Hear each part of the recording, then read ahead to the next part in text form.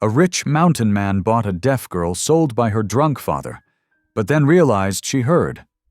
The bell tolls in a cold frontier town as a drunken man shoves his trembling daughter onto a saloon table. Laughter, jeers, coins thrown like stones. One towering figure rises, slamming down gold to end her shame. He takes her away to the snowy mountains, thinking she is lost in silence. But then, in the dead of night, her eyes widen at the cry of wolves. She turns, shivering. She heard it. What else can she hear? What other secrets hide in her silence? Now her father returns with lawmen and papers, ready to drag her back into the darkness. A preacher prays, a mob gathers, and the mountain man faces a choice: fight with bullets or with mercy. As her fragile voice rises in song before a stunned congregation, the town holds its breath. Will one broken girl's voice be enough to break chains of greed, shame, and fear? Or will the frontier crush her back into silence forever? Drop a comment below and share which part of the world you're tuning in from today. If you enjoy stories like this, don't forget to subscribe for more. The saloon's heavy doors creaked as William Cross stepped inside, shaking snow from his coat. Warm lamplight caught the ice in his beard, and the smell of whiskey and wood smoke filled his nose. He'd meant to make this supply run quick, just pick up coffee, salt, and head back to his cabin. But the noise inside made him pause. The crowd pressed tight around something near the bar, their laughter cruel as coyotes. William's jaw clenched. He knew that kind of laughter, the sort that meant someone was being tormented for sport. 2 bottles, a slurred voice rang out. That's my price for her? William shouldered his way through the crowd, his height letting him see over the pressed shoulders. What he saw made his weathered face turn to stone. A girl, no more than 15, stood trembling while a drunk man gripped her arm. Her clothes were worn thin, her dark hair tangled. She kept her eyes fixed on the floor, shoulders hunched as if trying to disappear. Ain't she worth at least that? The drunk man yanked her forward. Strong back, good teeth. Just can't hear worth nothing, that's all. William recognized him now.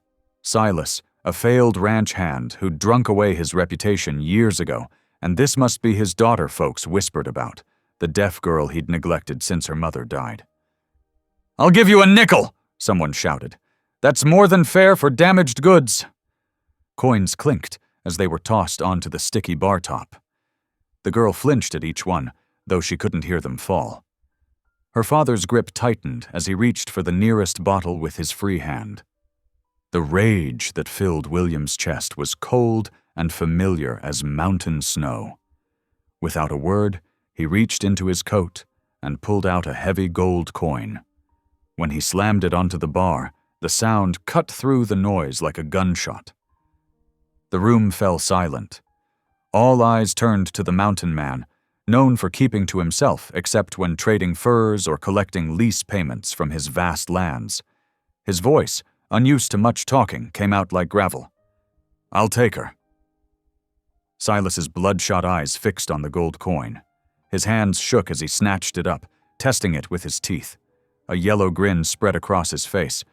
She's yours then. Ain't worth feeding anyhow. He shoved the girl toward William, already turning towards the bartender. Give me the good whiskey, boys. I'm buying. The girl stumbled, catching herself against William's chest. He could feel her trembling through his coat. Gently, he settled his heavy wool coat around her shoulders. It swallowed her small frame, but at least it would keep her warm. The crowd parted as William guided her toward the door, his large hand protective on her shoulder. Some men looked away, shame finally touching their drink-flushed faces. Others still snickered, but they fell quiet when William's stern gaze found them. Outside, the bitter cold bit at their faces. Snow was falling thick now, the flakes catching in the girl's dark hair. She finally looked up at William, her eyes wide with fear but also something else, a desperate hope. Her fingers clutched at his sleeve. William led her to where his mule waited, stamping its hooves in the snow. He cupped his hands to make a step, showing her what to do. She understood, letting him boost her onto the mule's broad back. William swung up behind her, keeping her secure between his arms as he took the reins.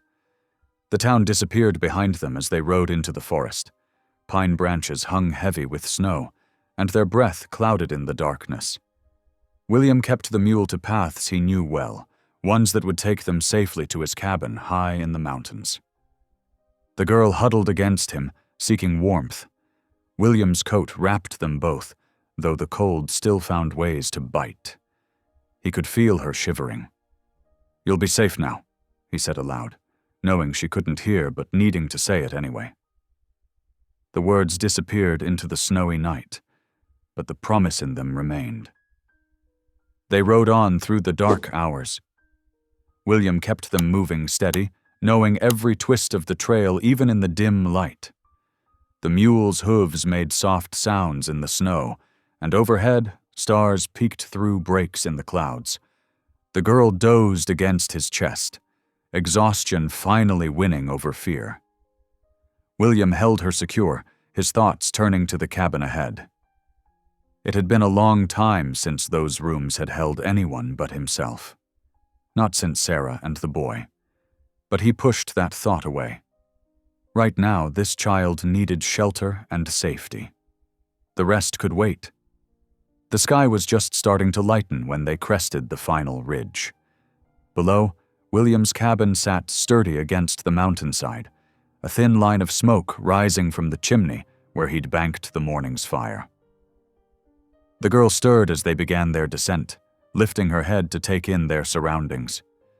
Dawn was touching the eastern peaks with hints of pink and gold, the night's snow gleaming fresh across the valley.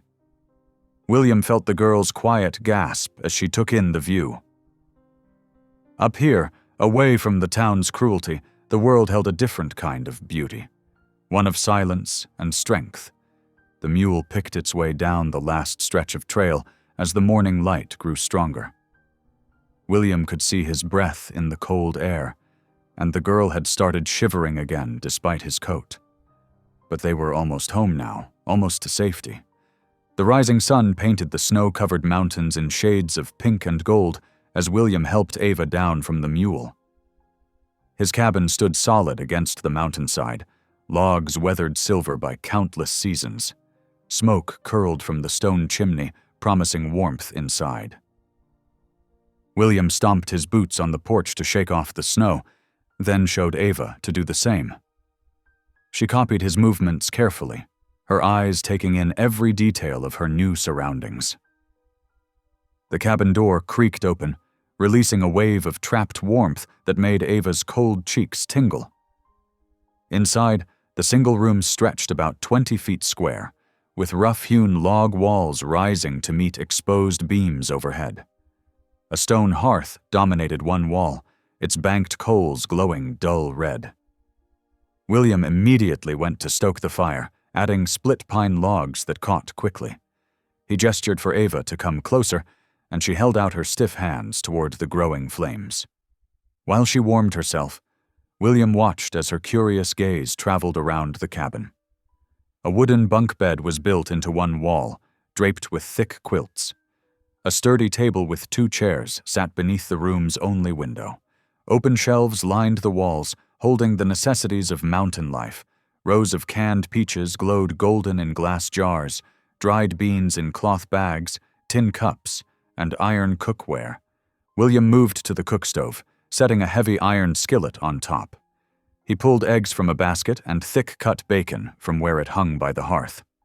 The smell of frying bacon soon filled the cabin. Ava's stomach growled audibly, making her duck her head in embarrassment. When the food was ready, William filled a plate and set it before her at the table. She stared at it for a long moment, then looked up at him as if seeking permission. He nodded encouragingly, and she fell to eating with the desperate speed of someone long denied proper meals. William sat across from her, trying to catch her attention. When she looked up, he touched his chest and said clearly, "William." Then he pointed to her, raising his eyebrows in question. Understanding lit her face. She pointed to herself and shaped a word with her lips. "Ava," William nodded, repeating it. Iva. A small smile touched her lips when he said it correctly. As they finished breakfast, William realized how difficult communication would be, but Ava proved quick to adapt, using gestures to make herself understood. She pointed to dirty dishes, then mimed washing them. When she wanted to know where to put things away, she would hold up an item with a questioning look. William set her to simple tasks, leading her outside to show her the chicken coop. He demonstrated throwing feed to the clucking hens, then handed her the bucket. Ava took to it naturally, scattering corn in an even pattern. The chickens seemed to sense her gentle nature, gathering closer to her feet than they ever did to William. Back inside, William handed her a broom, and Ava swept the plank floor with quiet efficiency. She worked steadily, requiring no direction once she understood a task. William found himself pausing in his own chores to watch her. There was a grace to her movements, despite her obvious wariness. She kept track of where he was at all times, he noticed, always maintaining a careful distance. As evening approached, William prepared a hearty stew from dried beef and root vegetables, the cabin filled with the rich aroma as it simmered. They sat down to eat together, the fire casting dancing shadows on the walls. William had just passed Ava a piece of cornbread when she dropped her spoon. The metal clattered against the floor, and Ava flinched violently, her hands flying up as if to protect herself. William frowned, troubled by her reaction. He moved slowly as he retrieved the spoon, setting it gently on the table. Ava's hands trembled as she picked it up, her eyes downcast. William wondered what memories of her father had caused such fear of a simple, dropped utensil. After supper, William settled into his chair by the fire to mend a broken piece of harness. Ava curled up on a quilt he had laid out for her, wrapped in one of his old wool shirts that hung past her knees. The firelight softened her features, making her look even younger than her 15 or so years. William's fingers worked the leather automatically as he studied her face in sleep. The trust she showed, falling asleep in a stranger's cabin, humbled him. But it also weighted his shoulders with responsibility. This wasn't just taking in a stray dog or helping a neighbor through hard times. He had taken charge of a young life, one that had already seen too much cruelty. Her face twitched in dreams, and William wondered what she saw behind her closed eyes.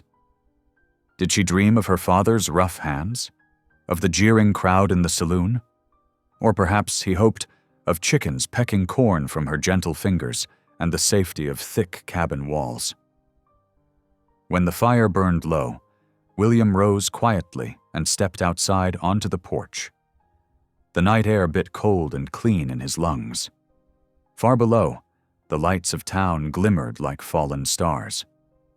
Somewhere down there, a drunk man nursed his whiskey, perhaps already plotting to reclaim what he had sold away. William's jaw tightened at the thought. He had paid fair price for Ava's freedom, but he knew men like Silas. They didn't respect contracts or promises when drink and desperation took hold. The wind whispered through the pines, carrying the lonely cry of a distant wolf. William stood for a long time, watching the town lights and listening to the mountain night. Finally, he turned back to the cabin door, his decision set. Whatever came, he would protect the girl who now slept by his hearth. He had failed to protect his own family once before. He would not fail again. Morning light filtered through frost-etched windows as William stirred from his sleep. The cabin felt unusually dim, and when he opened the door, he discovered why. Snow had drifted nearly halfway up, creating a white wall that required his shoulder to push through. The cold hit him like a slap, but the sky above shone crystal clear. Perfect weather for woodcutting. The stack by the cabin had dwindled during the long night, and with 2 people to keep warm now, William knew he needed to replenish it. Inside, Ava had already risen. She stood at the wash basin, carefully drying the breakfast dishes with a worn cloth. William gestured to indicate he would be working outside, miming an axe swing. She nodded, then returned to her task with the focused determination he was beginning to recognize as her way. The snow crunched under William's boots as he made his way to the woodpile. His axe bit deep into the first log, the sharp crack echoing across the mountainside. As he worked, sweat began to freeze on his forehead despite the bitter cold. The rhythm of chopping settled into his muscles, lift, swing, split, stack. A sound caught his attention, so faint he nearly missed it. William paused, axe raised. There it was again, a gentle humming coming from inside the cabin. The tune was simple, like a child's lullaby, rising and falling in soft waves. William lowered the axe slowly, his heart beating faster. Was he imagining things? He moved closer to the cabin wall, listening intently. No. There it was again.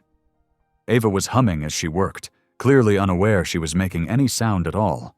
He remained still, not wanting to startle her into silence. The gentle melody continued, slightly off-key, but unmistakably music. How was this possible? She was supposed to be deaf.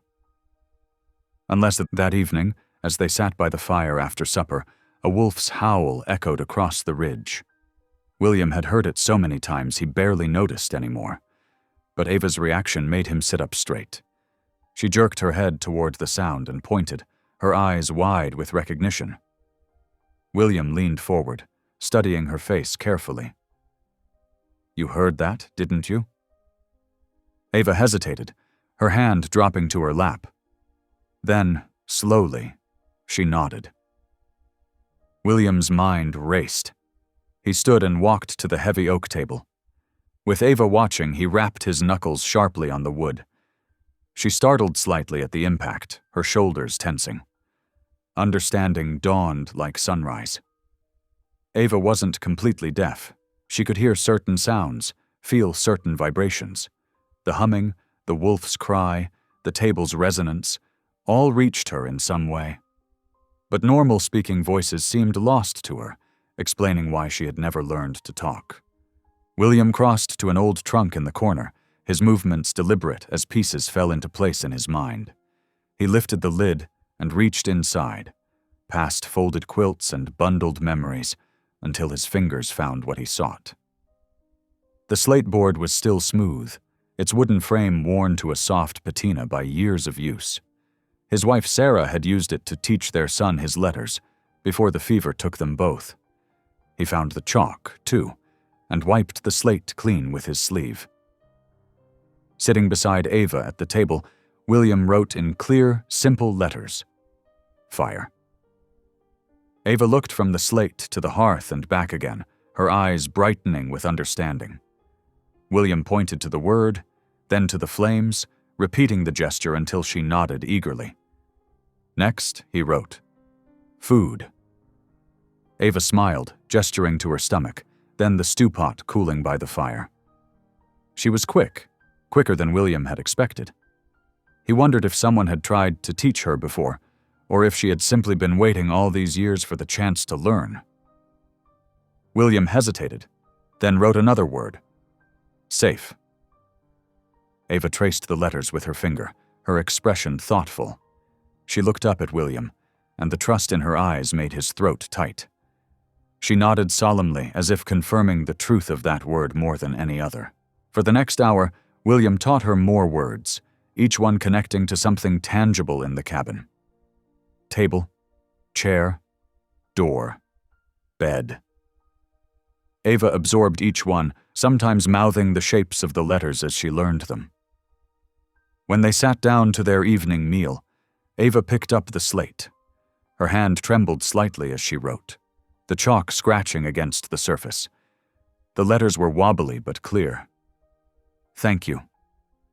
William felt something crack open in his chest, some wall he'd built against hope after Sarah and Johnny died. His rough, work-hardened hand covered Ava's smaller one briefly, a gentle pat that said more than words could have. Later, as the fire burned low, William showed Ava to the bottom bunk where Sarah had stored fresh linens. He helped her arrange the blankets, tucking them around her shoulders as he had done for Johnny so many years ago. The gesture felt both familiar and new, like finding an old path under fresh snow. Sitting in his chair by the fire, William's mind whirled with possibilities. If Ava could hear some sounds, could her hearing improve with time? Might she learn to form words herself, to match the humming she did without knowing? He remembered Sarah singing hymns while she worked, how their small cabin had seemed full of life and promise then. William banked the fire for the night, watching the embers glow orange beneath the ashes. The quiet of the cabin felt different now, not the empty silence of grief, but the soft peace of shared space and new beginnings.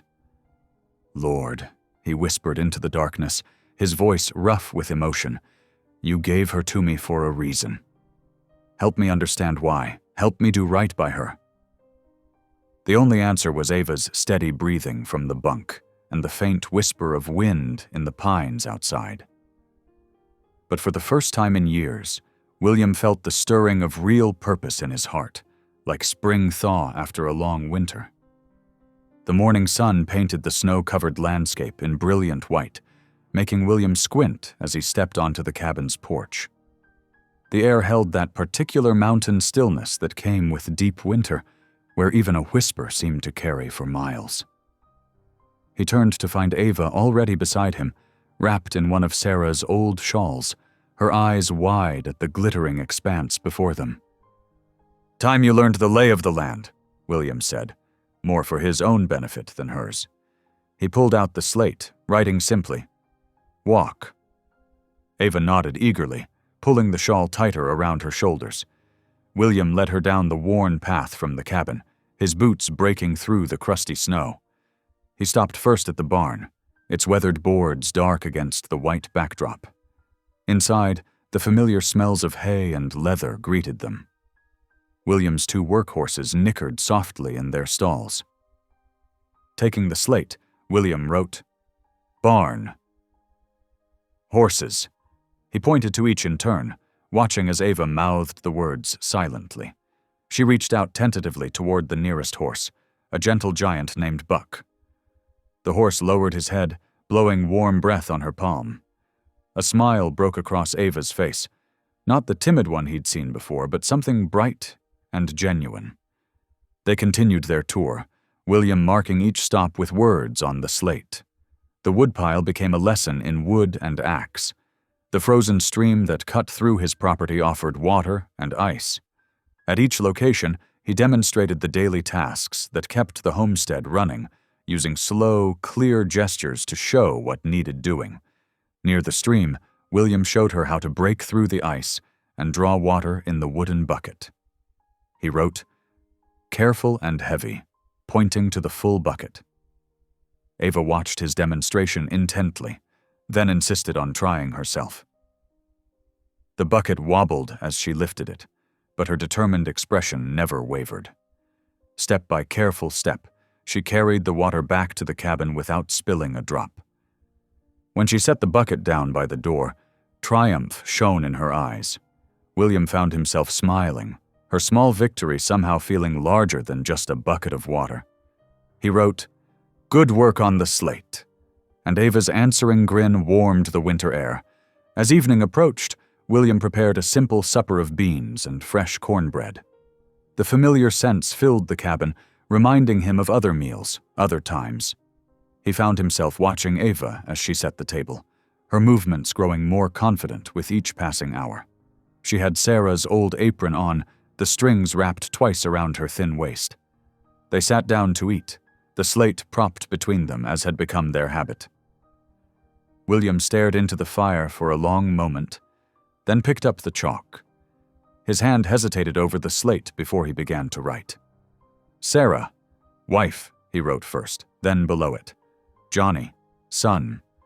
He touched his chest, then pointed to the words. Ava leaned forward, reading carefully. William added, "Gone now, in heaven." The words felt stark and insufficient on the slate, but how else could he explain? He wiped the slate clean and continued. Fever. Very sick. 3 years ago. Ava reached across the table, her small hand resting briefly on his weathered one. Though she couldn't understand every word, her eyes held such compassion that William had to look away. He hadn't spoken of Sarah and Johnny to anyone in years, hadn't wanted to. But somehow, sharing it with this silent girl made the burden feel lighter. Later, as the fire burned low, William sat in his chair by the hearth, tired from the day's activities and the weight of memories. His eyes grew heavy as he watched the flames dance. He must have dozed off, for he woke to find a quilt being gently tucked around his shoulders. Ava moved quietly, adjusting the blanket with careful hands. The simple gesture caught him off guard. How long had it been since anyone had shown him such consideration? He opened his mouth to thank her, then remembered she couldn't hear. Instead, he patted her hand, hoping she understood his gratitude. The peaceful moment shattered at the sound of approaching horses. William was on his feet instantly, the quilt falling forgotten.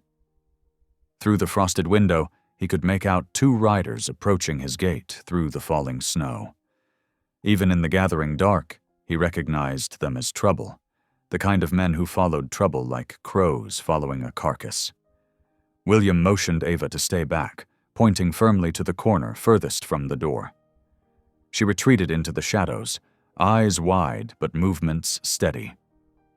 He took his revolver from its peg by the door, checking it was loaded with practiced hands. The men's boots crunched in the snow as they dismounted. William opened the door just enough to see them clearly. Trail-worn clothes, unshaven faces, the bulge of weapons beneath their coats. He'd seen their type in town, hanging around the saloons, looking for easy marks. "Evening, Cross," the taller one called out, false friendship in his voice. "Mighty cold night for visiting, but we thought you might spare some whiskey for travelers." "No whiskey here," William answered, his voice hard as iron. "Best move on." The shorter man spat in the snow. "Awful unfriendly considering what we heard about your recent purchase." He smiled, showing tobacco-stained teeth. "Wouldn't want word getting back to her pa about any mistreatment." William's revolver appeared in the doorway, hammer cocked. "I won't tell you again. Get off my land." The men's hands twitched toward their guns, but something in William's stance made them reconsider. They'd heard stories about the mountain man, about how he'd survived alone up here all these years. The steadiness of his gun hand told them those stories might be true. "No need for that," the tall one said, backing toward his horse. "Just being neighborly is all." "Then be neighborly somewhere else," William replied, not lowering the revolver until they had mounted up and turned their horses toward town. He watched until they disappeared into the swirling snow, their muttered curses carried away by the wind. Only then did he close and bar the door, his jaw clenched tight against the anger and worry churning inside him. Ava emerged from her corner, chalk already in hand. On the slate, she wrote, "Bad men?" William nodded grimly, taking the chalk. "They'll be back," he wrote. Ava's fingers traced the words, her face troubled. She looked around the cabin, their small sanctuary of warmth and safety, and William could see his own thoughts reflected in her expression. The mountain wilderness suddenly felt less like protection and more like isolation, with danger lurking beyond their walls. 3 days passed quietly at the cabin, each one settling into a gentle rhythm of chores and shared meals. But supplies were running low, and William knew they couldn't avoid town forever. On the morning of the 4th day, he hitched up the wagon while Ava wrapped herself in Sarah's old wool shawl. The winter sun hung pale in the sky as they started down the mountain trail. Ava sat close beside William on the wagon seat, her shoulders tense. The slate rested between them, and William wrote, "Town, supplies," then below, "Stay close." She nodded, her small hand finding his arm as the first buildings of town came into view. The street was busy with morning traffic, horses tied at hitching posts, women in long skirts hurrying on errands, miners heading to work with picks over their shoulders. Eyes turned to watch the wagon pass, voices dropping to whispers. William guided the team to a stop in front of the mercantile. The familiar storefront, with its weathered sign and display window full of dry goods, looked different somehow with Ava beside him. He helped her down from the wagon, keeping a protective hand at her elbow. A bell jingled as they entered the store. The warm interior smelled of coffee beans, leather, and peppermint. Mrs. Harper looked up from her account books, her round face creasing into a welcome smile. She was a fixture in town, her gray hair always neatly pinned, her black widow's dress pressed despite the dust. "William Cross, as I live and breathe," she said, coming around the counter. "And this must be the young lady I've heard about." Her voice was gentle as she addressed Ava directly, even though the girl couldn't hear. "Welcome, dear one." William felt Ava's grip on his arm loosen slightly at Mrs. Harper's kind expression. The older woman reached into a glass jar on the counter and pulled out a red and white striped peppermint stick. She offered it to Ava with a warm smile. Ava looked up at William, who nodded encouragement. She accepted the candy with careful fingers, a shy smile touching her lips. Her eyes widened at the sweet taste, and Mrs. Harper beamed. "Now then," Mrs. Harper said, turning to William, "what can I get for you today?" William handed over his list: flour, coffee, lamp oil, sugar, and other staples. As Mrs. Harper gathered the items, other customers entered the store. Their whispers carried clearly in the quiet space. "That's the girl Cross bought at Murphy's saloon. Heard he paid gold for her. Ain't natural, a man living alone with." William's jaw tightened, but he kept his eyes on Mrs. Harper as she measured flour into a sack. Ava pressed closer to his side, her candy forgotten. Mrs. Harper shot a quelling look at the gossips, who quickly found interest in examining bolts of calico. When everything was packed and paid for, Mrs. Harper pressed a small paper bag into Ava's hands. "More peppermints, dear," she said, patting the girl's cheek. "You come see me again soon." Outside, William loaded the supplies while Ava watched from the wagon seat, the bag of candy clutched close. Their next stop was the livery stable, where Henry worked as both hostler and scout. The Ute man was checking horseshoes when they arrived, his movements deliberate and skilled. Henry straightened as William approached, his dark eyes taking in Ava's presence without surprise. He had heard the talk, but judgment was not his way. He nodded a greeting, the eagle feather in his braided hair catching the light. "Henry," William said, clasping his friend's hand, "need to ask a favor." Henry listened as William explained his concerns about trouble from town, about Ava's father and his rough friends. The Ute's expression remained calm, but his eyes hardened slightly at mention of the drunk who had sold his daughter. "I will watch," Henry said simply. He turned to Ava and touched his chest, then pointed to his eyes, then swept his hand to indicate the surrounding area. Though she couldn't hear his words, his gesture was clear. "I will keep watch over this place." Ava straightened, recognizing the respect in his manner. She mimicked his gesture, touching her own chest and nodding solemnly. A small smile touched Henry's usually stern features. "She has good spirit," he told William, "like young deer, watchful but strong." The ride home seemed lighter somehow, despite the cold wind picking up. Ava shared her peppermints, pressing one into William's rough palm with an insistent gesture. The candy's sweetness brought back memories of Christmas gatherings long past. When they reached the cabin, William took out the slate while Ava helped unpack supplies. He wrote carefully, "Henry will help watch for trouble." Beneath that, "Good friend. Trust him." Ava read the words, then wrote back, "He is kind." She paused, then added with uncertain letters, "I belong here?" The question struck William like a physical blow. He looked at her face, young, hopeful, trying so hard to be brave, and saw past the silent exterior to the soul seeking anchor. Without hesitation, he wrote one word. Yes. Ava's smile bloomed slowly, like sunrise over the mountains, but it transformed her entire face. It was the first true smile he'd seen from her, unguarded and full of joy. She hugged the slate to her chest, eyes bright with unshed tears. That evening, after a simple supper of beans and cornbread, Ava settled on the rug by the hearth with some mending Mrs. Harper had given her. The firelight played over her bent head as she worked, reminding William of other quiet evenings when Sarah had sat in that same spot. Almost without thinking, he reached for his old guitar, propped in the corner where it had stood untouched for years. The strings were dull with age, but his fingers remembered their work as he tuned them carefully.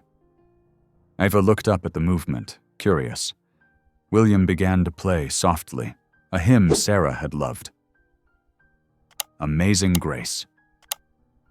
The familiar chords filled the cabin with gentle sound. To his surprise, Ava set aside her sewing and pressed one hand to the wooden floor. Her eyes closed in concentration as she felt the vibrations of the music. Then, miracle of miracles, she began to hum. The sound was uncertain at first, following the guitar's resonance through touch rather than hearing, but gradually she found the melody, her clear voice joining the notes in a way that made William's throat tighten with emotion. Outside, a wolf's cry echoed across the ridge, wild and lonely. But inside the cabin, warmth and music created their own kind of shelter. William watched Ava's face, peaceful in the firelight, and felt something long frozen in his heart begin to thaw. The hymn ended, its final notes fading into the crackling of the fire. Ava opened her eyes and smiled at him, that new, true smile that spoke of trust and belonging. She picked up the slate and wrote with careful strokes. Beautiful? William nodded, unable to speak past the lump in his throat. He strummed another chord, and Ava's hand returned to the floor, ready to feel the music rise through the boards. Together they sat, the old guitar giving voice to what words could not express, while the winter night deepened outside their windows. Days settled into a comfortable rhythm at the mountain cabin. Each morning, William rose before dawn to stoke the fire and start coffee brewing. Ava would emerge from her curtained corner, hair neatly braided, ready to help with chores. The routine brought peace to them both. William found teaching Ava surprisingly rewarding. She watched his every move with keen attention, eager to learn. He showed her how to mend the split-rail fence, demonstrating the proper way to notch the logs so they fit snugly. Her small hands proved nimble with the tools, though the work left blisters at first. In the barn, Ava learned to measure feed for the horses and milk cows. She had a gentle touch with the animals, who seemed to sense her quiet nature. Even the usually fractious red heifer stood calmly under her hands. William noticed how she pressed her cheek against the cow's warm flank, feeling the low sounds it made. The kitchen became Ava's favorite place to learn. William taught her to bake bread the way his mother had taught him, feeling the dough's texture, knowing when it was kneaded enough. Ava delighted in the process, flour dusting her nose as she shaped the loaves. The pride in her eyes when she pulled her first perfect golden bread from the oven made William's heart swell. Their communication grew richer each day. The slate filled with new words: horse, bread, thank you, careful, warm.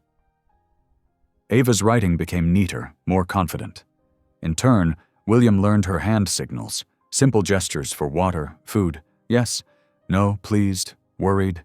They developed their own language of nods and smiles, of careful touches to draw attention. One crisp afternoon, while William split wood, Ava wandered toward the creek that ran behind the cabin. The water moved swift beneath a thin crust of ice, dark and dangerous.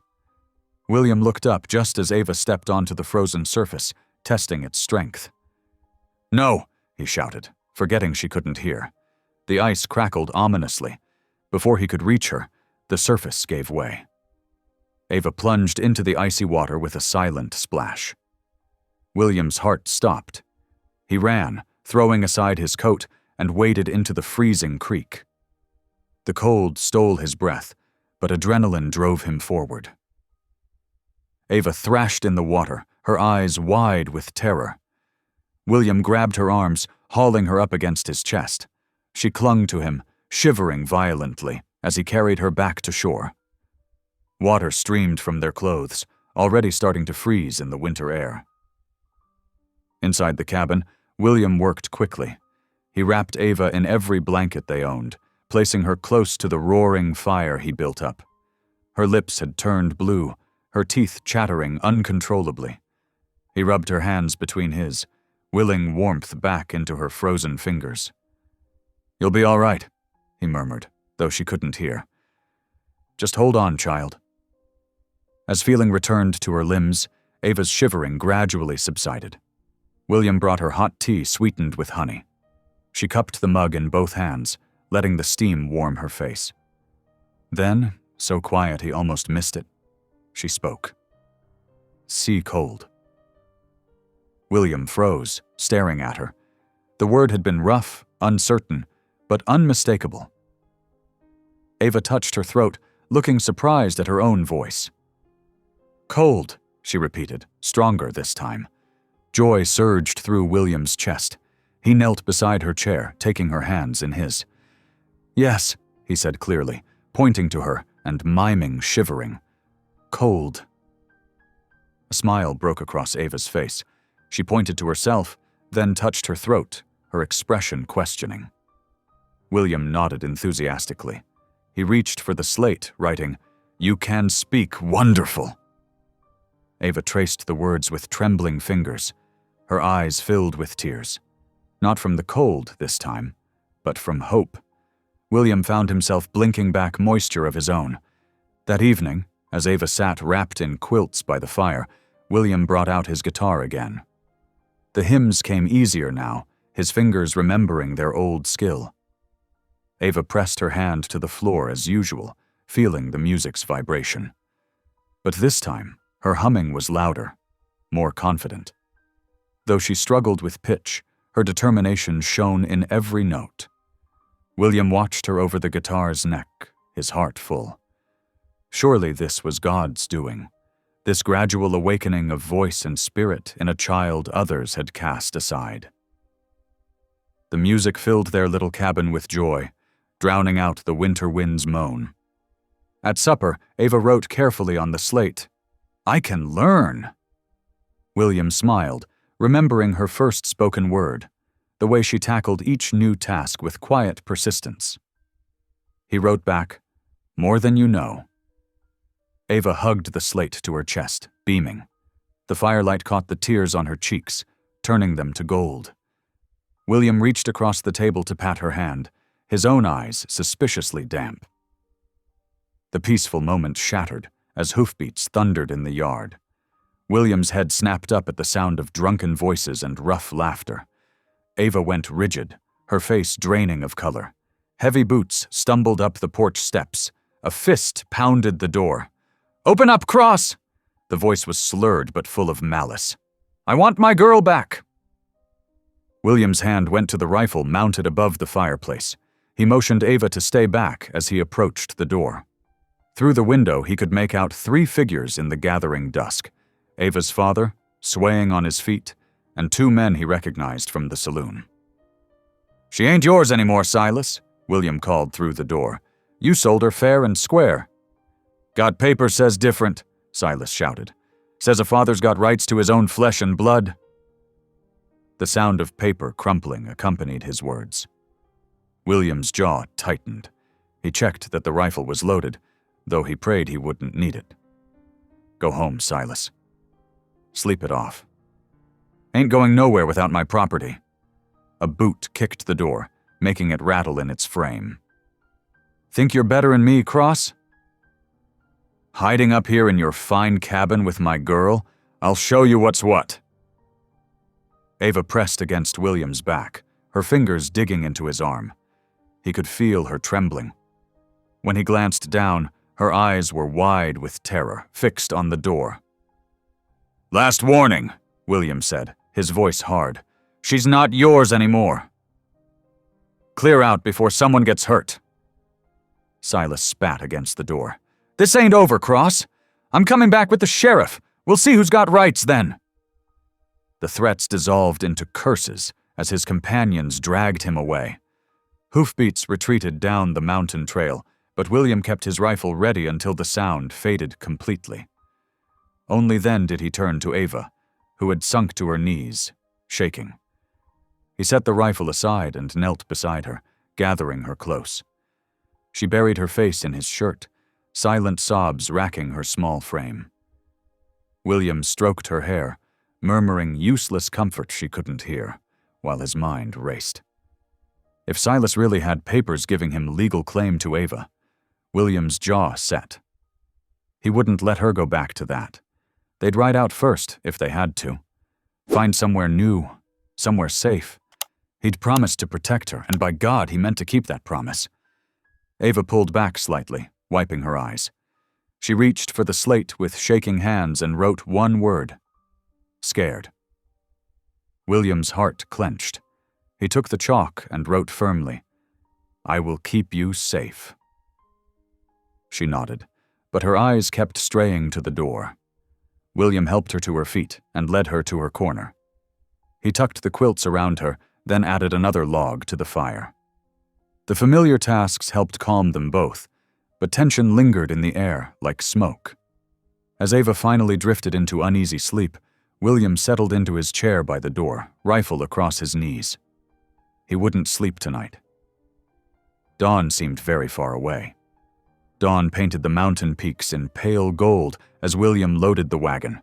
His movements were quick and purposeful, checking supplies and hitching up the mule. Inside the cabin, Ava watched with worried eyes as he gathered what they might need for the journey to town.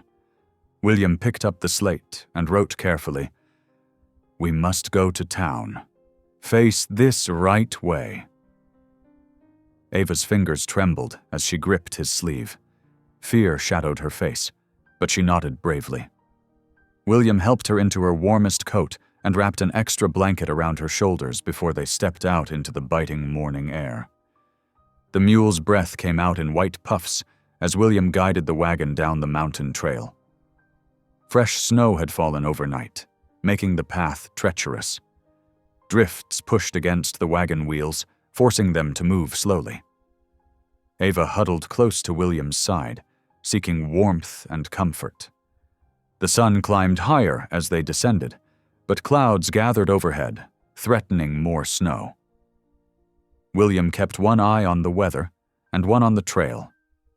The usual 2-hour journey stretched longer as they carefully navigated the winter-wrapped wilderness. By midday, they finally reached the outskirts of town. The streets were quiet, most folks inside keeping warm. William drove straight to the small white church where Pastor Evans kept his office. The building looked lonely against the gray sky, but smoke rose steadily from its chimney. William helped Ava down from the wagon, noting how she pressed close to his side as they approached the church door. Inside, warmth from the pot-bellied stove wrapped around them. Pastor Evans looked up from his desk, his kind eyes crinkling with welcome. "William Cross," he said, rising. "This must be the young lady I've heard about." William nodded, guiding Ava forward. "Pastor, we need your help. Her father's threatening to take her back. Claims he's got papers giving him rights to her, even after." His voice trailed off, unable to speak of that night in the saloon. Pastor Evans gestured them to sit by the stove. He pulled up a chair across from them, his weathered face thoughtful. William explained everything, finding Ava in the saloon, discovering her partial hearing, teaching her to write, and now Silas's drunken threats. Ava listened intently, though she couldn't hear every word. She clutched her slate, then wrote carefully, "Safe here." She held it out to Pastor Evans, her eyes pleading. The pastor read it and smiled gently. "Yes, child. We'll help make sure you stay safe." He turned to William. "The law has provisions for cases like this. You can petition for guardianship. It won't be easy. Silas is her natural father. But if we can prove he's unfit." He sold his own daughter for whiskey money, William said, his voice rough with anger. And we'll have witnesses to that, Pastor Evans agreed. But remember, William, true justice works through mercy, not vengeance. We must proceed properly, with clean hearts. William's jaw tightened, but he nodded. The pastor was right. Fighting anger with anger would only hurt Ava more. As afternoon faded to evening, more townspeople arrived for the regular service. William and Ava found a seat near the back. She watched, wide-eyed, as people filled the pews. When the congregation rose to sing, Ava felt the vibrations of many voices joined together. William noticed her closing her eyes, swaying slightly to the music she could partially sense. Then, hesitantly, she began to hum along. The sound was soft and not quite in tune, but it carried such pure joy that several nearby parishioners turned to smile. Not all faces were friendly, though. William caught disapproving glances, heard whispered comments about that man who bought the deaf girl. He wrapped his arm protectively around Ava's shoulders, drawing her closer. Mrs. Harper, the kind widow from the Mercantile, stopped by their pew after the service. "Welcome, dear," she said to Ava, speaking slowly and clearly. Ava smiled shyly in response. As they gathered their things to leave, William overheard a heated discussion between two men near the door. "Ain't natural, him keeping that girl up there alone." "Now, John, you know William Cross is an honorable man." "Still ain't right. She belongs with her own folk." William's hand tightened around Ava's as they walked to the wagon. The sky had darkened, and wind whipped snow around them as they started the long climb back up the mountain. In the wagon, Ava pulled out her slate. By the light of the storm lantern, she wrote, "God hear me." William's throat tightened. He took the chalk and wrote back, "Yes, he does." Ava traced the words with her finger, a peaceful expression settling over her face. She leaned against William's shoulder, exhausted but content. The wind grew stronger as they climbed, howling through the trees like a wild thing. William felt Ava shiver and tucked the blanket more securely around her. The storm's fury seemed to echo the struggles that lay ahead, but for now, they had hope, and that would have to be enough. A week passed in quiet industry at William's cabin. Morning frost painted delicate patterns on the windows while inside, papers and letters spread across the rough-hewn table. William bent over them, his brow furrowed as he worked to document everything according to Pastor Evans's careful guidance. Ava moved through her daily chores with growing confidence. She carried armloads of split wood to stack by the hearth, scattered corn for the chickens, and filled water buckets from the creek. Though she couldn't hear William's muttered frustrations over the legal papers, she sensed his worry in the tight set of his shoulders. One evening, as darkness settled early over the mountain, William looked up from his work to find Ava watching him with concerned eyes. He smiled, pushing away the papers. "Time for something different," he said, motioning her to join him at the kitchen counter.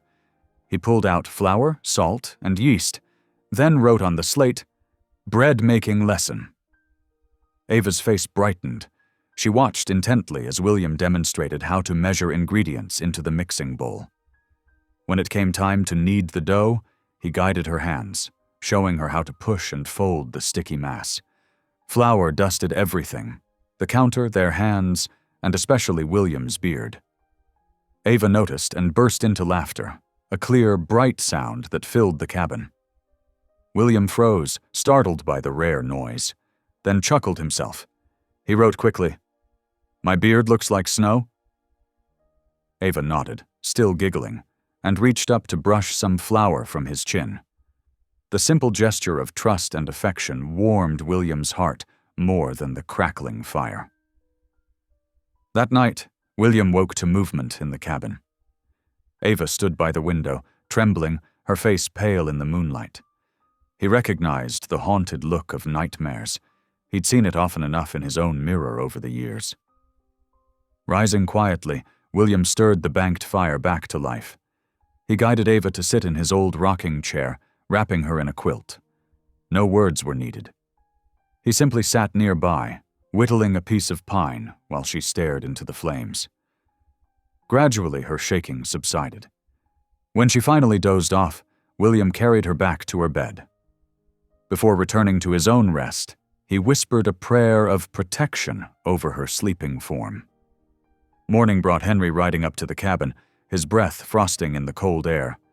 William met him at the gate, noting the concern in his friend's dark eyes. "Your girl's father's been running his mouth down at Miller's saloon," Henry said without preamble, "bragging how he's going to take her back one way or another. Got some rough types listening real interested like." William's jaw tightened. "Much obliged for the warning, Henry." The Ute Scout nodded, his gaze drifting to where Ava fed the chickens. "She's flowering here like spring grass after winter. Would be a shame to see that broken." "Won't happen," William said firmly. "Not while I draw breath." After Henry rode away, William checked his rifle, cleaning and oiling it with careful hands. He sharpened his axe and hunting knife too, though he prayed to God he wouldn't need them. Ava watched these preparations with solemn eyes, understanding more than he wished she did. That evening, as William stirred the stew pot, an unexpected sound made him turn. Ava sat by the fire, rocking slightly, and from her lips came hesitant words. Amazing grace, how sweet. The sound." The words were broken, not quite in tune, but they carried such pure feeling that William's eyes filled with tears. He set down his spoon and moved closer, not wanting to startle her. That saved. A wretch. Like me. Ava faltered, noticing his presence. She ducked her head, suddenly shy. William knelt beside her chair and gently lifted her chin. "Don't stop," he whispered, though she couldn't hear the words. "That's the sweetest sound I've ever heard." She seemed to understand his meaning from his expression. Taking a deep breath, she started again, her voice growing slightly stronger. William joined in softly, and together they sang the old hymn while snow fell silent outside the windows. Later, as they shared their supper, William noticed how Ava sat straighter, as if singing had given her new strength. She wrote on her slate, "More songs?" "Yes," William replied, aloud and in writing. "All the songs you want to learn." The next morning dawned cold and gray. Heavy clouds promised more snow as William and Ava prepared for their journey to town for the winter service. William helped Ava into her warmest clothes, the new wool coat he'd bought her, thick mittens, and a knitted scarf from Mrs. Harper. Ava's fingers moved nervously over her slate as William hitched up the wagon. He knew she was anxious about facing the whole congregation, about seeing her father's friends in town. But there was new determination in her step as she climbed up beside him. Fresh snow began falling as they started down the mountain, white flakes catching in Ava's dark hair. The world around them turned soft and hushed, beautiful despite the trials they knew lay ahead. William glanced at his adopted daughter, marveling at how she'd changed his life in just these few weeks. Ava caught his look and smiled, then did something remarkable. She began humming Amazing Grace again, her sweet voice rising above the creak of wagon wheels and the soft shush of falling snow. Sunday morning dawned crisp and bright, the fresh snow gleaming like diamonds across the mountain slopes. William and Ava set out early in the wagon, wrapped in thick blankets against the biting cold. The wooden church stood small but welcoming at the edge of town, its weathered spire reaching toward heaven while smoke curled from the pot-bellied stove within. As William helped Ava down from the wagon, snowflakes danced around them. He brushed a few from her wool coat and straightened her scarf, noting how she held herself taller these days. The transformation from the trembling girl in the saloon still amazed him. They climbed the steps together, boots creaking on frozen wood. Inside, the congregation huddled in their heavy coats, breath visible in the chilly air despite the stove's efforts. Wooden pews groaned as people shifted to make room, some offering welcoming nods, others averting their eyes. Pastor Evans stood at the front, his kind face weathered as old leather but his eyes bright with warmth. He nodded to William and Ava as they took their seats near the middle, close enough to feel the stove's heat, but not so near as to draw attention. The service began with familiar rhythms, prayers, scripture readings, the comfort of ancient words. When Pastor Evans announced the first hymn, William noticed Ava following along in the hymnal, her finger tracing the words she was learning to read.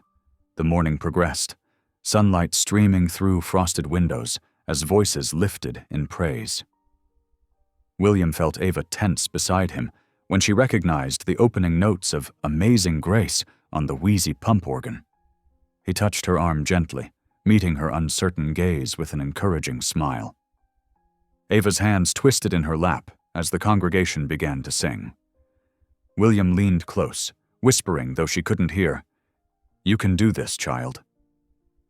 He nodded reassuringly, and Ava took a deep, steadying breath. Her voice rose tentatively at first, slightly behind the others as she focused on forming each word. Amazing Grace, how sweet the sound. The notes weren't perfect, but they carried clear and true through the church.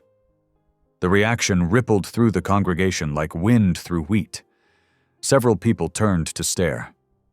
Mrs. Harper, from her seat near the front, pressed a handkerchief to her mouth. William saw tears in more than one pair of eyes as Ava continued singing, gaining confidence with each line.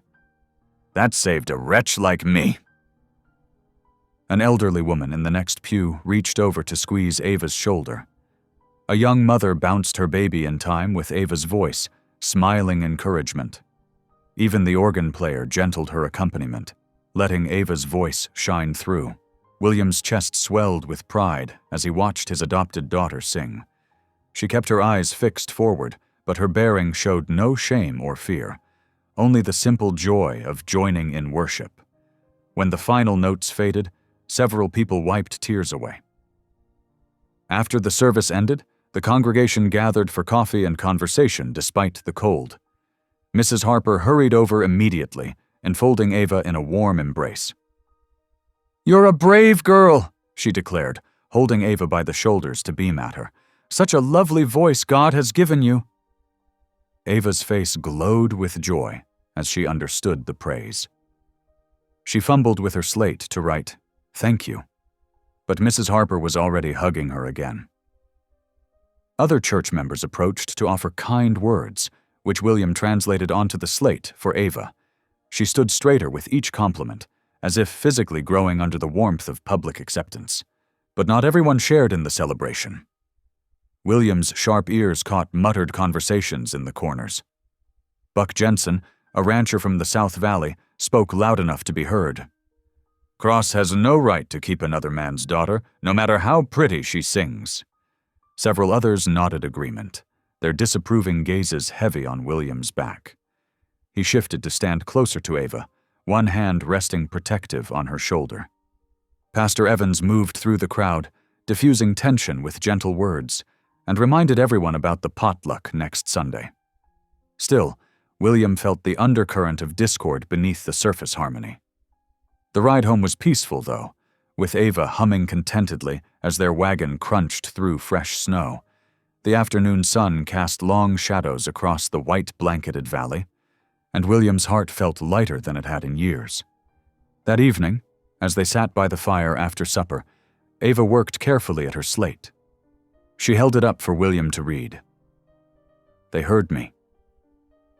William smiled, remembering the tears and touched expressions in the church. "Yes," he answered, both in speech and writing. "They'll never forget it." Ava beamed, hugging the slate to her chest. She looked so at peace, so at home in the cabin's warmth, that William's heart ached with gratitude. He began to rise, thinking to add another log to the fire. A heavy knock at the door froze them both. William's hand moved instinctively toward his rifle before he caught himself. "Stay here," he motioned to Ava, who had gone pale at the sound. The knock came again as William crossed to the door. He opened it to find Sheriff Matthews on the porch, looking uncomfortable in the gathering dark. Behind him stood two deputies, hands resting near their gun belts. "Evening, Cross," Matthews said gruffly. He pulled a folded paper from his coat. "Got a writ here from the county judge." William's stomach clenched as he took the document, though he kept his face carefully neutral. The sheriff's next words confirmed his fears. "By order of the county judge," Matthews declared, his voice carrying the weight of law, "the girl returns to her father." William felt Ava press against his back, trembling as she recognized the sheriff's uniform, if not his words.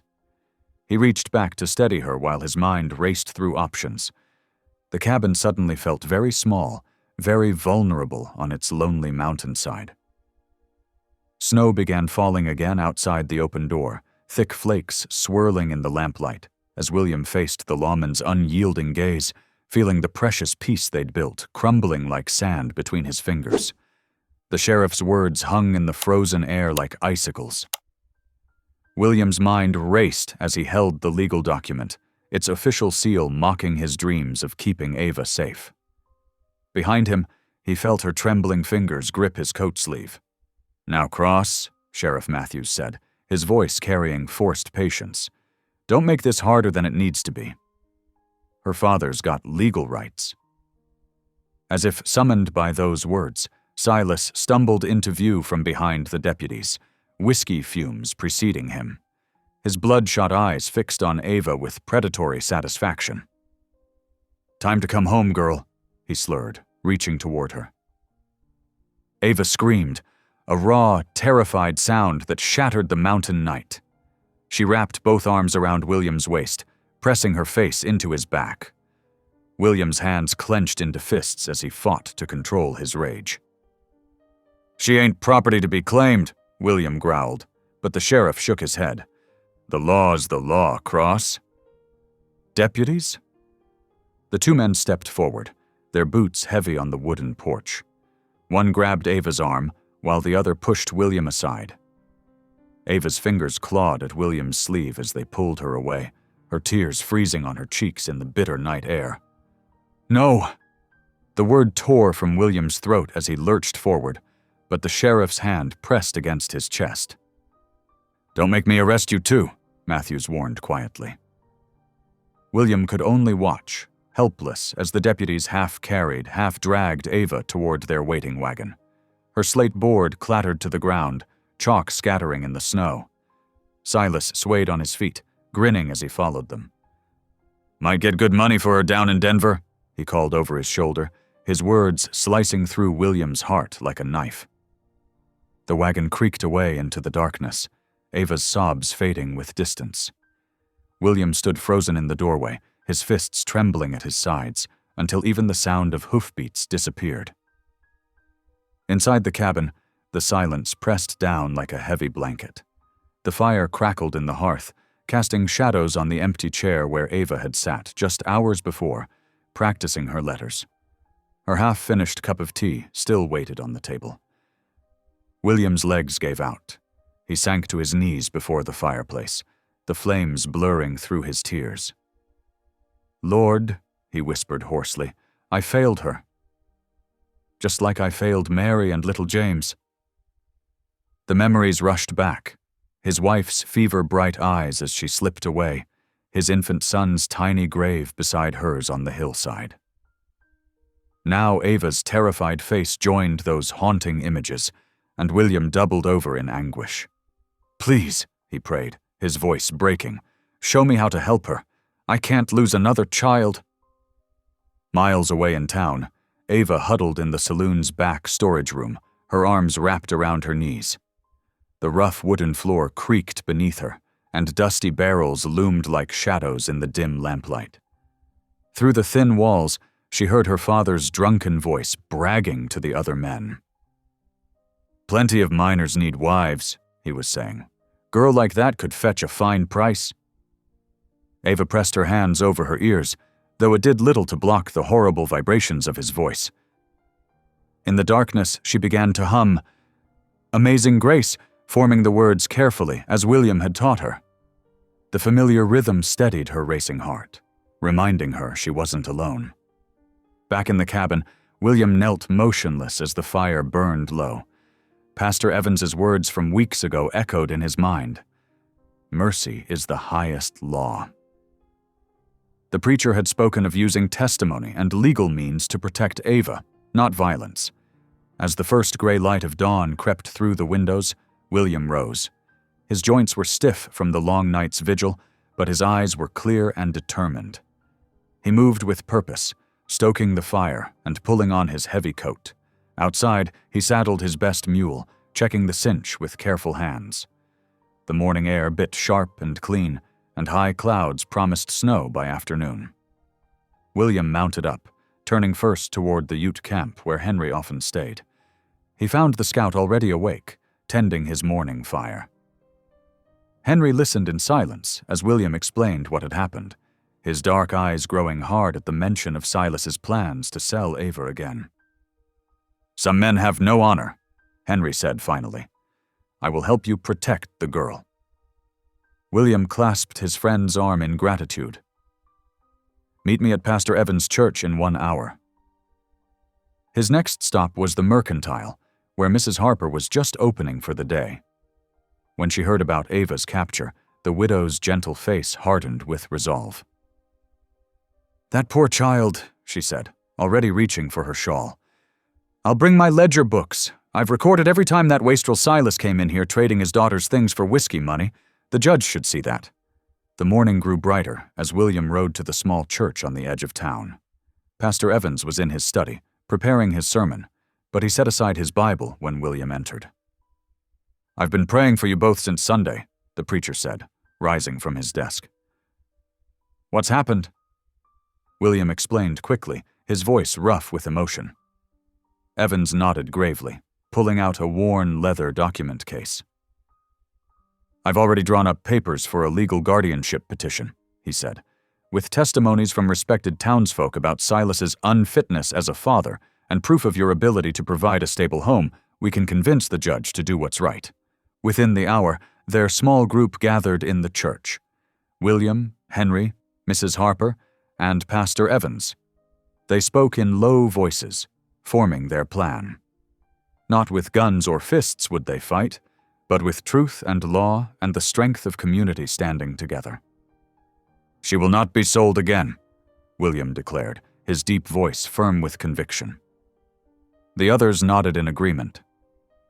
Through the church windows, they watched heavy snow begin to fall, coating the town in fresh white.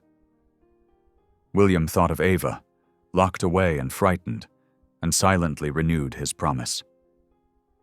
This time, he would not fail to protect his child. He buttoned his coat and pulled on his gloves, ready to face whatever battles lay ahead. The snow swirled thicker as their small group stepped out into the storm, walking together toward the saloon where Ava waited. By early afternoon, dark clouds hung low over the mining town as William and his allies made their way down the muddy main street.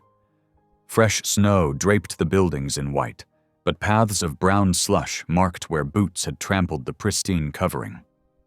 The saloon's windows glowed with lamplight, and the sound of rough voices spilled onto the street. William's jaw tightened as he approached the swinging doors. Pastor Evans walked steadily on his right, while Henry moved like a shadow on his left. Mrs. Harper followed close behind, her account books clutched to her chest. They had already sent word to Judge Wilson, who promised to arrive shortly. Inside, the saloon hummed with anticipation.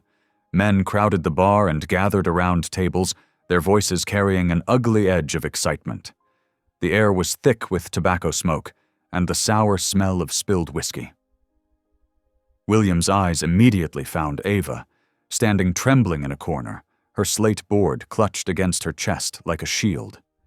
Her face was pale but set with determination. Silas stood near the bar, already deep in his cups, though the day was young. He was gesturing broadly, his voice carrying across the room. "Bidding starts at $50, boys. She's young and strong, worth every penny." The crude laughter that followed made William's blood boil. He pushed through the crowd, his allies forming a solid presence behind him. The floorboards creaked under his boots as he strode forward. This stops now, William's voice boomed across the room. The laughter died. Heads turned. This girl is not for sale. She is a child of God, not a thing to be traded. Silas's bloodshot eyes narrowed. She's my property, Cross. Law says so. The law of God stands higher. Pastor Evans stepped forward, his worn Bible in hand. He opened to a marked page and read clearly, "Defend the weak and the fatherless. Uphold the cause of the poor and the oppressed." His steady gaze swept the crowd. What man here would sell his own daughter? What man would buy another's child? The silence grew heavy. Several men shifted uncomfortably, unable to meet the preacher's eyes. Mrs. Harper moved to stand beside Ava, placing a protective arm around the girl's shoulders.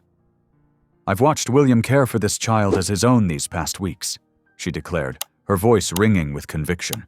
"He's given her safety, education, and love, everything a father should provide." She opened her ledger books. "Meanwhile, I have recorded here every time Silas traded away Ava's mother's jewelry, her winter coat, even her shoes, all for whiskey money." Mutters rippled through the crowd. Some of the miners who had been eager to bid now backed away from Silas, shame crossing their faces. Henry stepped forward, his presence commanding immediate attention. He spoke firmly, each word weighted with dignity. "Among my people, we know that every soul carries worth, whether white or Indian, deaf or hearing. This child has shown courage that would honor any tribe. She deserves to choose her own path." The saloon doors swung open again as Judge Wilson entered, brushing snow from his coat. He took in the scene with sharp eyes, then nodded for William to continue. William turned to Ava, gentleness replacing the steel in his voice. "Ava," he said clearly, so she could see his lips. "The choice is yours now. What do you want?" Ava straightened her shoulders. She set down her slate and lifted her hands, using the signs William had helped her learn. Then, slowly, carefully, she formed words with her voice. "I choose William." The crowd gasped. Even those who had seen her sing in church seemed stunned by her clear declaration. Tears streamed down Mrs. Harper's cheeks. Judge Wilson stepped forward, authority in every movement. "I've heard enough. The law exists to protect the vulnerable, not exploit them." He fixed Silas with a hard stare. "This girl has demonstrated both the courage and clarity of mind to make her own choice. I hereby declare her legally independent of her father's authority." The judge turned to William. "Mr. Cross, do you formally accept guardianship of Ava with all responsibilities that entails?" "I do, Your Honor." William's voice was thick with emotion. "With all my heart." "Then let it be recorded." The judge's voice carried to every corner of the room. "Ava is now legally under the guardianship of William Cross." "No!" Silas roared, lunging forward with rage-twisted features. "She's mine! I'll kill you all!" But Henry and two miners quickly caught and restrained him. He struggled and cursed as they dragged him towards the door. "Get him out of my town," Judge Wilson ordered. "And let it be known, if he returns, he'll face charges." The crowd parted as Silas was thrown out into the snow, his curses fading into the winter wind. A cheer went up from the gathered townspeople, followed by applause that grew until it filled the saloon. Ava ran to William, tears streaming down her face. He caught her in his arms, holding her close as his own eyes grew wet. "My daughter," he whispered. "My brave, beautiful daughter." Mrs. Harper dabbed her eyes with her handkerchief. Pastor Evans rested one hand on William's shoulder, the other on Ava's head in blessing. Henry smiled, satisfaction gleaming in his dark eyes. The afternoon light slanted through the saloon's windows, catching the tears on Ava's cheeks and turning them to gold. She looked up at William, her face radiant with joy, and signed the word they had practiced together. "Father." William gathered her closer, his heart too full for words.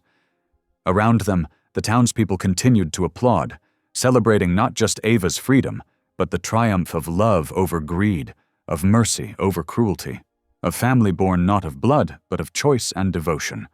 The journey home from town stretched before William and Ava like a white canvas, snow falling in thick, lazy flakes. William helped Ava onto his sturdy mule, wrapping an extra blanket around her shoulders before mounting behind her. The familiar weight of her small form leaning against his chest filled him with a warmth that defied the winter chill. As they left the town's borders, the snowfall intensified. The late afternoon light filtered through the clouds, casting everything in a pearl-gray glow. Their mule plodded steadily through the deepening drifts, its breath rising in steamy plumes. The forest around them grew quiet, muffled by the falling snow. William felt Ava's shoulders relax as the distance between them and town grew. A soft humming vibrated against his chest. She was singing Amazing Grace again, the notes barely audible above the crunch of hooves in snow. The simple melody carried peace with it, drifting up through the pine boughs like a prayer. Relief washed over William with each step toward home. The weight of the past weeks, the fear of losing her, the confrontation in town, it all began to fade like tracks covered by fresh snow. What remained was certainty, solid as the ground beneath them. She was his daughter now, by law and by love. The familiar sight of their cabin appeared through the whirling snow, smoke curling from the chimney where the banked morning fire still smoldered. William had never seen a more welcome sight. He guided the mule to the barn first, helping Ava down before quickly settling the animal with fresh hay and water. Together they trudged through knee-deep snow to the cabin door. Inside, William immediately set to work building up the fire, while Ava shook snow from her coat and boots. The flames caught quickly, sending welcome heat through the one-room dwelling. Soon the familiar crackle of burning wood filled the space, a sound that had always meant home to William. Ava reached for her slate board, fingers still stiff with cold. The chalk scratched against the dark surface. Safe now? William's heart squeezed at the question. He looked directly into her eyes, making sure she could see his face clearly in the firelight. Forever, he said aloud, his voice thick with emotion. The smile that bloomed across her face was brighter than the flames. While the cabin warmed, William began preparing their supper. He brought out dried beef, potatoes, and carrots from the root cellar, starting a hearty stew in the iron pot. Ava helped by peeling potatoes, her movements sure and practiced now. The familiar routine of cooking together felt different tonight, more permanent, more real. As the stew simmered, filling the cabin with its rich aroma, William sat with Ava at the rough-hewn table. He pulled out a small book of simple words he'd been saving for this moment. "Would you like to practice speaking more?" he asked, gesturing to the book. Ava nodded eagerly, scooting her chair closer. William pointed to each word, speaking clearly so she could see his lips form the shapes. "Home," he said first. "Home," Ava repeated carefully, the word coming out soft but distinct. "Family," William continued. "Family," she echoed, concentrating hard. They worked through several words together. Some came easier than others, and when Ava struggled, she would laugh at her mistakes instead of growing frustrated. William's patience never wavered. Each successful word was celebrated with a smile or a gentle pat on her hand. The stew was ready just as dusk settled outside. William ladled generous portions into their bowls, adding thick slices of bread Mrs. Harper had sent home with them. They ate in comfortable silence, the storm's voice growing louder beyond the cabin walls. After the dishes were cleared, William felt a tugging at his sleeve.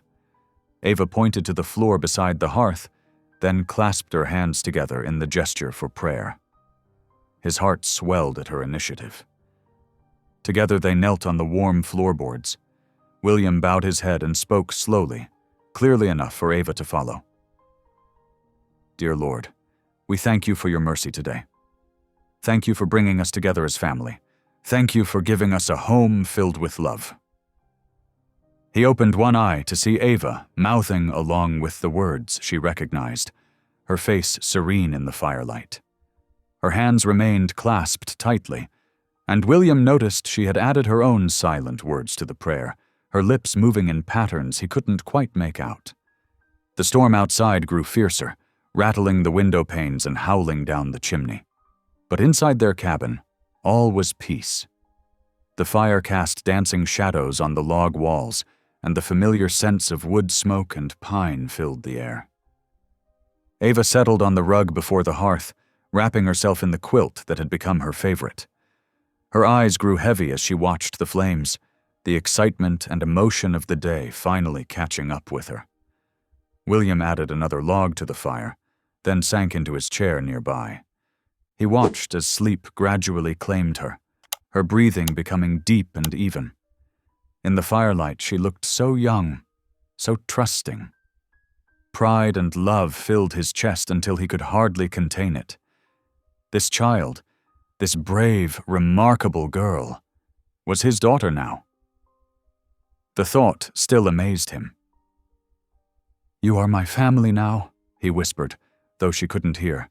The words felt right in his mouth, true in his heart. His gaze drifted around the cabin, the same four walls that had felt so empty for so long after losing his wife and son. Now every corner held warmth, every shadow harbored hope. This wasn't just shelter anymore. It was truly home.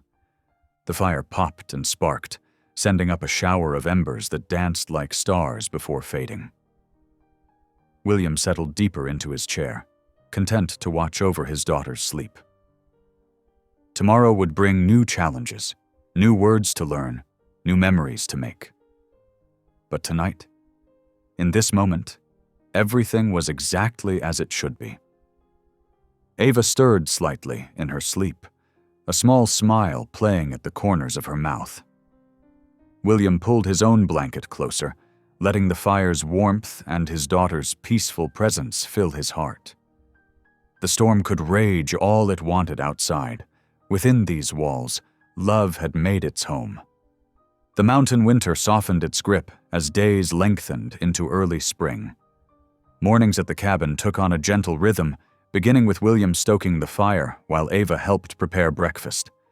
Their communication had grown fluid, a blend of written words, gestures, and Ava's increasingly confident speech. One crisp morning, William pulled out his worn Bible after they finished their eggs and bacon.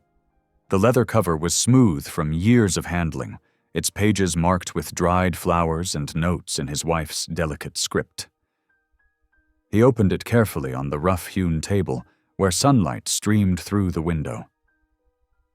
"Shall we try reading together?" he asked, making sure Ava could see his face clearly. She nodded eagerly, scooting her chair closer. William chose the 23rd Psalm, pointing to each word as he spoke them slowly. Ava followed his finger, her lips moving silently at first. "The Lord is my shepherd," William read, his deep voice gentle. "The Lord is my shepherd," Ava echoed carefully, the words coming out soft but clear. They continued through the familiar verses, William's patience never wavering when Ava struggled with longer words. Her determination shone in her eyes as she worked through each line, sometimes stopping to trace letters on her slate to better understand them. Later that morning, while William repaired a broken chair outside, he heard something that made him pause. Through the open window drifted Ava's voice, singing "Amazing Grace" as she swept the cabin floor. The words weren't perfect, but they carried sweet conviction. William found himself blinking back tears, his heart full of wonder at how far she had come.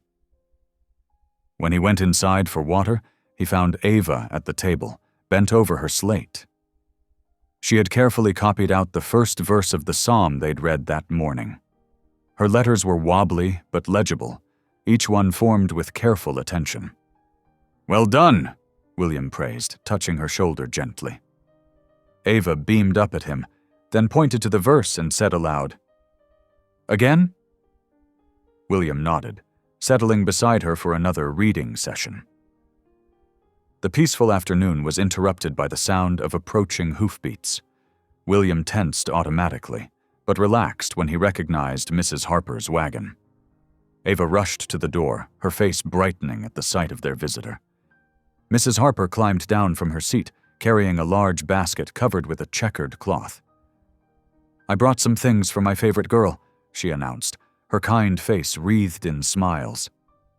Inside, she unpacked her treasures: 2 simple but well-made dresses, warm stockings, and a beautiful blue hair ribbon. Ava ran her fingers over the ribbon in wonder, then surprised both adults by throwing her arms around Mrs. Harper in a tight hug. "Thank you," she said clearly, practicing the words William had taught her. Mrs. Harper's eyes glistened. "You're most welcome, dear heart." She turned to William, wiping her eyes. "And I brought fixings for a proper dinner.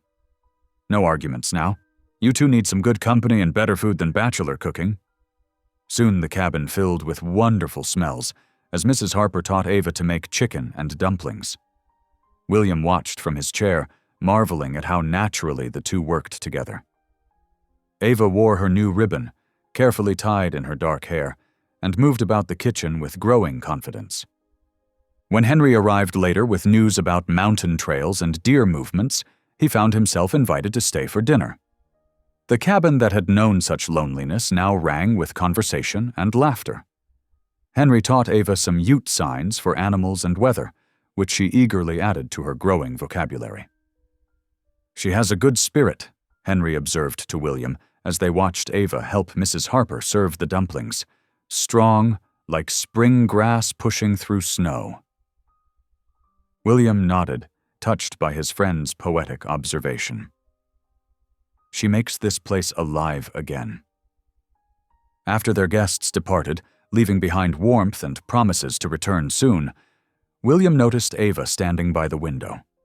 She was watching the first stars appear in the darkening sky, her expression thoughtful. "Would you like to go outside?" he asked, touching her arm to get her attention. She nodded eagerly, and they stepped out onto the cabin's porch. The spring evening was clear and cool, with a chorus of night creatures beginning their songs. Above them, the stars blazed against velvet darkness, more numerous than William could ever count. Ava's face tilted upward, wonder written across her features. "Beautiful," she whispered, the word coming naturally now. William squeezed her shoulder gently, his own heart full of gratitude. They stood together in comfortable silence, watching as more stars emerged. A slight breeze carried the scent of pine and new growth, promising warmer days ahead. In the distance, a wolf's howl rose above the night sounds. William felt Ava stiffen slightly beside him, but then relax. She cocked her head, listening to the wild song that she could now clearly hear.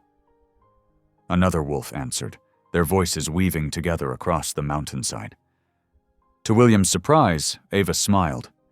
He remembered how those same howls had once terrified her, back when she first arrived. Now she listened with curiosity, even appreciation. The wolves' song was no longer a threat. It was part of the mountain night, part of home. "Inside?" William asked after a while, feeling the evening chill deepen. Ava nodded, taking one last look at the star-filled sky before following him back into the cabin. Lamplight spilled warm and golden through the window, promising comfort within. William added wood to the fire, while Ava settled in her favorite spot nearby, pulling out her slate to practice more verses. The familiar scratch of chalk on slate mixed with the pop and crackle of the fire. Outside, the wolves called again, their voices carrying clear and wild through the night air. But Ava merely smiled at the sound, bent over her work, secure in the knowledge that she belonged exactly where she was. William watched her for a moment, overcome with thankfulness. His once empty cabin had become a true home, filled with learning and laughter, song and fellowship. And at the heart of it all was this remarkable girl who had taught him that family could be born from choice as surely as from blood. The evening deepened into night, but warmth and contentment filled every corner of the cabin. Through the window, stars continued their ancient dance across the sky, watching over the peaceful scene below. A father and daughter, brought together by providence, bound now by love. Spring whispered its arrival across the Colorado mountains, gentle breezes carrying promises of warmth and renewal. At William Cross's homestead, winter's grip loosened day by day. Icicles dripped steadily from the cabin's eaves, and patches of bare earth emerged from beneath melting snow like islands in a white sea. William stood at the edge of his property, studying the fence line that had suffered under winter's heavy burden. Several posts leaned at awkward angles, and some rails had split from the freeze-thaw cycle. He hefted his tools, a post-hole digger, hammer, and fresh-cut rails, and set to work. From the cabin's garden plot, Ava watched him labor. She knelt in the newly thawed soil, her hands deep in the dark earth as she prepared it for planting. Mrs. Harper had given her vegetable seeds, carrots, peas, and beans, along with careful instructions written on her slate. Ava's fingers worked methodically, creating neat rows just as she'd been shown. The morning sun climbed higher, warming the land. William stripped off his coat as he worked, driving new posts deep into the softening ground. He glanced occasionally toward Ava, making sure she was all right. Each time, he found her completely absorbed in her task, humming softly to herself as she worked.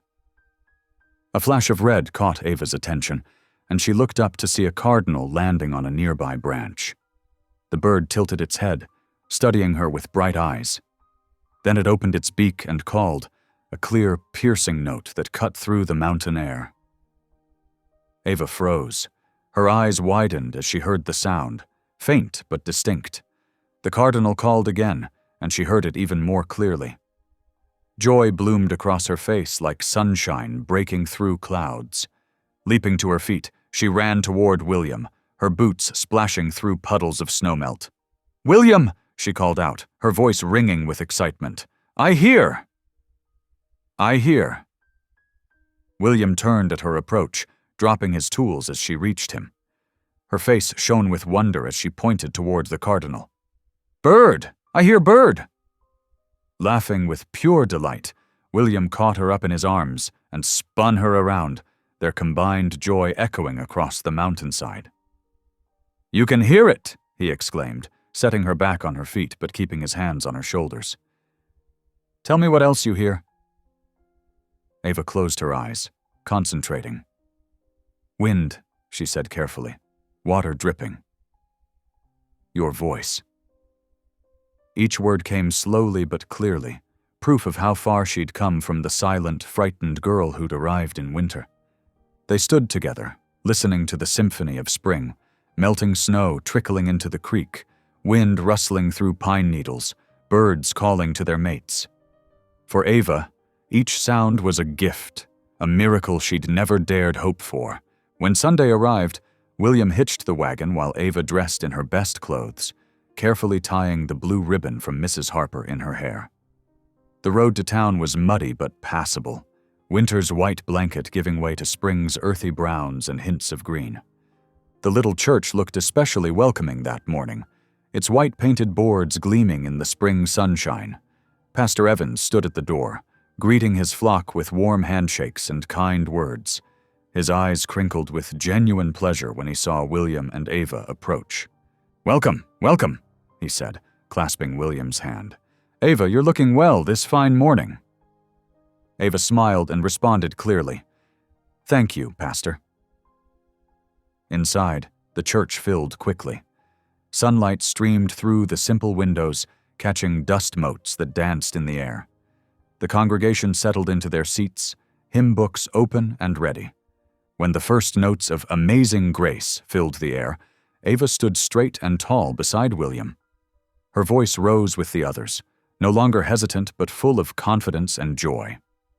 The familiar words carried clearly through the church.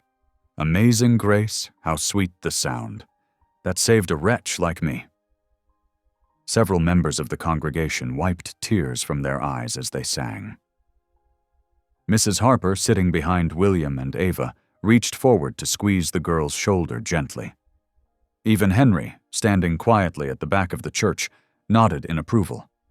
Pastor Evans took his place at the pulpit, his Bible open before him. His sermon that day spoke of God's redeeming power, of how the Lord could take what was broken and make it whole again. His eyes met William's as he spoke of second chances and the way God's mercy could heal the deepest wounds. "Look around you," Pastor Evans said, his voice carrying to every corner of the church. "In this very room, we see evidence of God's transforming love. Where there was silence, there is now song. Where there was loneliness, there is now family. Where there was despair, hope has taken root and flourished." After the service, church members gathered around William and Ava. Gone were the suspicious glances and whispered comments of months past. Instead, there were warm greetings and genuine smiles. Several women praised Ava's singing, while others asked about her garden plans for spring. Mrs. Harper embraced Ava tightly. "You're blooming like a spring flower, dear one," she said, her voice thick with emotion. Even some of the men who had once doubted William's decision now clapped him on the shoulder, offering words of respect and support. Henry joined them briefly, speaking quietly with William about the changing seasons, while Ava chatted with Mrs. Harper about her vegetable seeds. The sun had broken through the morning clouds by the time William and Ava began their journey home. Their wagon wheels cut through mud and patches of lingering snow, but neither minded the slow pace. The air was fresh with promise, carrying the scent of pine and new growth. Ava sat close to William on the wagon seat, occasionally pointing out sounds she heard: a hawk's cry overhead, the creak of wagon wheels, the splash of melting snow. Each new sound brought a fresh smile to her face, and William found himself smiling too, sharing in her joy of discovery. As they approached the cabin, sunlight broke fully through the clouds, bathing the mountainside in golden light. The homestead looked welcoming, smoke curling from the chimney where they'd banked the morning's fire. William helped Ava down from the wagon, and they walked together towards the cabin door. Before they reached it, Ava stopped and turned to him. Her face was serious but serene as she reached for his hand. "William," she said, her voice clear and steady, "I can hear you." William's heart swelled with emotion. He squeezed her hand gently, remembering the silent, frightened girl who'd arrived on a cold winter night. Now she stood before him, transformed, confident, joyful, and able to speak the words that filled his heart with gratitude. "And I hear God's mercy in you, child," he whispered back, his voice rough with feeling. Together they climbed the cabin steps. Inside, warmth welcomed them, along with the promise of supper yet to be prepared. Sunlight streamed through the windows, highlighting the changes the seasons had brought. Ava's slate propped on the table, her neat handwriting visible, a vase of early spring flowers Mrs. Harper had brought, new curtains Ava had helped sew. The cabin that had once echoed with lonely silence now rang with life and love. As William stoked the fire and Ava began preparing their meal, the sound of her humming filled the air. It was a hymn they'd sung in church, and William found himself humming along, their voices blending in the peaceful afternoon light. His heart, so long scarred by the loss of his wife and son, felt whole again. God had sent him not just a child to care for, but a daughter to love. And in caring for her, he had found his own healing. Together they had built more than a home. They had built a family, bound not by blood but by choice, faith, and love. Outside, spring continued its gentle advance up the mountainside. Inside the cabin, father and daughter moved through their evening routine, their hearts full of gratitude for the gift they had found in each other, and for the mercy of the God who had brought them together. Thanks for tuning in. These stories remind us that life is more than headlines. It's about heartlines. Subscribe if you want more moments that make you pause, feel, and reflect.